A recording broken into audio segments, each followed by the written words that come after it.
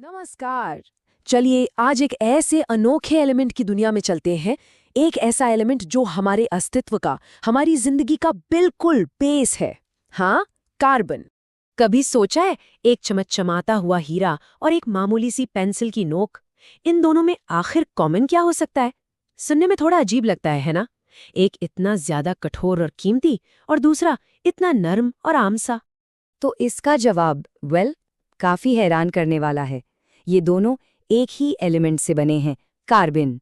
और ये तो कार्बन के कॉन्ट्रडिक्शंस की बस एक छोटी सी झलक है। सोचो, एक ही एलिमेंट नेचर में सबसे कठोर भी है और सबसे नर्म भी। तो चलिए इसी कमाल के एलिमेंट की दुनिया में थोड़ा और गहराई से चलते हैं। आखिर साइंटिस्ट्स इसे जीवन का आधार यानी द बेसिस ऑफ लाइफ क्यों मानते हैं, पता लगाते हैं।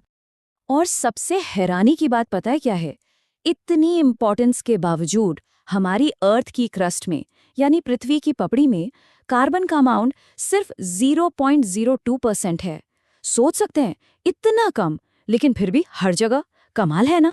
लेकिन हाँ, इसकी ये कमी इसके पावर को बिल्कुल कम नहीं करती। इसीलिए तो इसे तत्वों का राजा या किंग ऑफ एलिमेंट्स भी कहते हैं।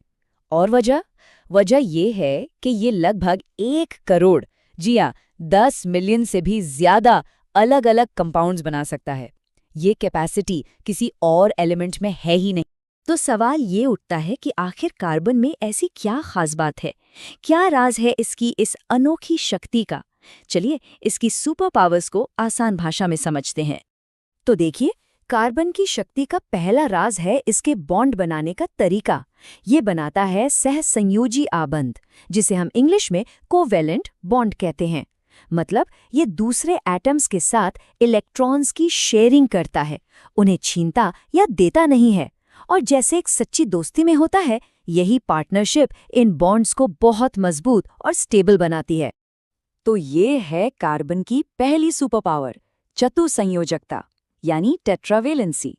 इसका सीधा सा मतलब है कि एक कार्बन एटम एक साथ 4 दूसरे एटम से जुड़ सकता है, बिल्कुल एक ऐसे बिल्डिंग ब्लॉक की तरह जिसके 4 कनेक्शन पॉइंट्स हों।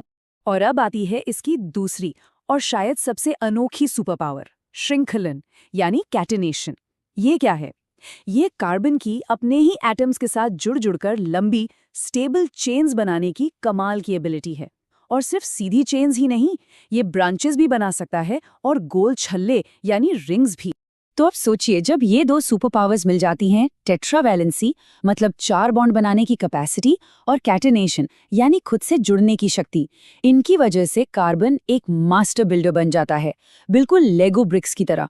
इन्हीं प्रॉपर्टीज को यूज करके ये लाखों तरह के मॉलिक्यूल्स बना सकता है, वो मॉलिक्यूल्स जो जिंदगी के लिए जरूरी हैं। ओके, तो आगे बढ़ते हैं और देखते हैं कि ये सब काम कैसे करता है। अब जब हमें कार्बन की शक्ति का अंदाजा हो गया है, चलिए इसकी सबसे सिंपल फैमिली से मिलते हैं, हाइड्रोकार्बन्स। नाम से ही बिल्कुल साफ है ना?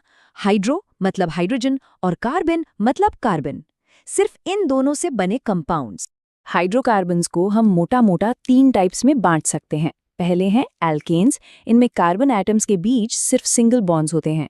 फिर आते हैं एल्कीन्स, इनमें कम से कम एक डबल बॉन्ड होता ही है। और आखिर में एल्काइन्स, जिनके अंदर एक ट्रिपल बॉन्ड जरूर होता है। और इसी बॉन्ड के बेस पे हम इन्हें 2 कैटेगरीज में भी डिवाइड कर सकते हैं।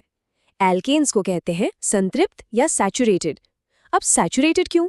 क्योंकि इनमें सभी बॉन्ड सिंगल होते हैं और ये हाइड्रोजन से समझ लीजिए पूरी तरह भरे हुए होते हैं। वहीं दूसरी तरफ एल्कीन्स और एल्काइन्स हैं असंतृप्त या अनसैचुरेटेड। ऐसा इसलिए क्योंकि उनके डबल या ट्रिपल बॉन्ड्स टूटकर और एटम्स को अपने साथ जोड़ सकते हैं। और हाँ, इसी वजह से ये ज्यादा रिएक्टिव भी होते हैं। ठीक है, काफी थियरी हो गई। अब थोड़ा प्रैक्टिकल होते हैं और कुछ आम जिंदगी के एग्जाम्पल्स देखते हैं। कार्बन की कुछ ऐसे कंपाउंड्स जो हम रोज अपनी लाइफ में इस्तेमाल करते हैं। सबसे पहला एग्जाम्पल है एथेनॉल। ये वही अल्कोहल है जो आमतौर पर बेवरेजेस में पाया जाता है, लेकिन इसका एक और बहुत ही इम्पॉर्टेंट यूज है हैंड सैनिटाइजर्स में। वहाँ ये जर्म किलर का काम करता है। और अगला है एसिटिक एसिड। इसका कॉमन नाम है सिरका यानी विनेगर। इसे हम खाने में टेस्ट बढ़ाने के लिए, अचार बनाने में और प्रिजर्वेटिव के तौर पर यानी चीज़ों को खराब होने से बचाने के लिए इस्तेमाल करते हैं। तो हमने देखा कि कार्बन कितना वर्सेटाइल, कितना बहुमुखी है। अब आखिर में आइए देखते हैं कि कार्बन और हमारा फ्यूचर आपस में कैसे जुड़े हुए हैं। तो सारी बातचीत का सार ये है कि कार्बन ही जिंदगी का असली बिल्डिंग ब्लॉक है। हमारे डीएनए से लेकर जो खाना हम खाते हैं, जो कपड़े पहनते हैं, सब कुछ सब कुछ कार्बन पर ही बेस्ड है। इसके बिना धरती पर लाइफ जैसी हम जानते हैं पॉसिबल ही नहीं होती। लेकिन यहाँ एक बड़ा सवाल भी सामने आता है। कार्बन लाइफ का क्रिएटर तो है बिल्कुल, पर क्या इसके कंपाउंड्स जैसे कि फॉसिल फ्यूल्स, उनका बढ़ता हुआ इस्तेमाल हमारे प्लैनेट के लिए एक चैलेंज बन गया है? ये एक ऐसा सवाल है जिसका जवाब हम सबको मिलकर खोजना होगा।